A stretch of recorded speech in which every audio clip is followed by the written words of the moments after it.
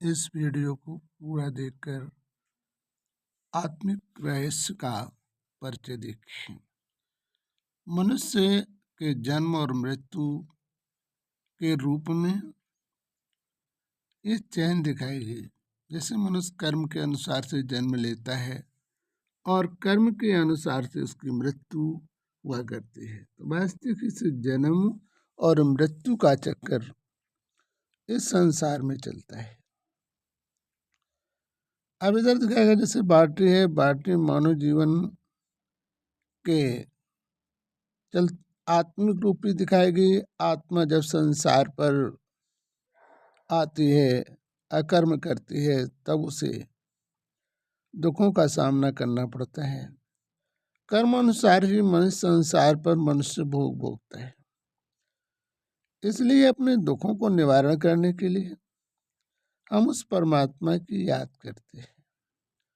परमात्मा की याद करने के लिए यदि गुरु, जिसे कहते हैं शिक्षक, गुरु व शिक्षक, यदि वो निस्वार्थ है तो परमात्मा से संबंध लगाते हैं, नहीं तो लोग फोटो देते हैं और अपनी मूर्ति देते हैं। मानव जीवन में जब तक मनुष्य का परमात्मा से संबंध नहीं जोड़ेगा, तब तक वो अपने दुखों से दूर नहीं हो सकता है। बगैर कर्म के मनुष्य को संसार में कुछ भी प्राप्त नहीं होता है।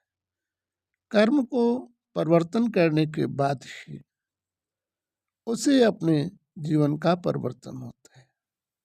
जैसे उदाहरण के तौर पर मनुष्य मेहनत ना करे तो धन को पैदा कैसे कर सकता है। इसी प्रकार से मनुष्य परमात्मा की याद के द्वारा जो परिश्रम करता है, उसी परिश्रम के द्वारा उसके दुखों का परिवर्तन होता है। परमात्मा कहता है, मुझे याद करने के लिए हमारी ज्योति में आप अपना मन लीन रखेंगे तो तुम्हारे जीवन में कभी दुखों का सामना नहीं करना पड़ेगा। यदि तुम अपने मन को हमारी ज्योति में लीन नहीं करोगे तो तुम्हें दुख और समस्याओं का सामना करना पड़ेगा। तो परमात्मा को इसीलिए याद करते हैं, अपने दुखों को निवारण करने के लिए।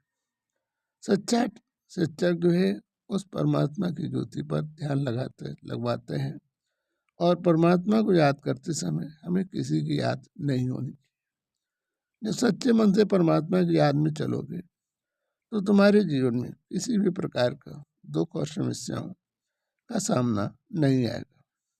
इसीलिए मनुष्य उस परमात्मा को याद करता है अपने जीवन की समस्या और दुखों से दूर होने के लिए। आप भी करके देखें तो आपके जीवन की समस्या और दुख निवारण होंगे। सच्चे मन से इस ज्योति पर अपनी दृष्टि टिकाएं और अपने भविष्य को उज्जवल बनाएं। जय श्री परमात्मा।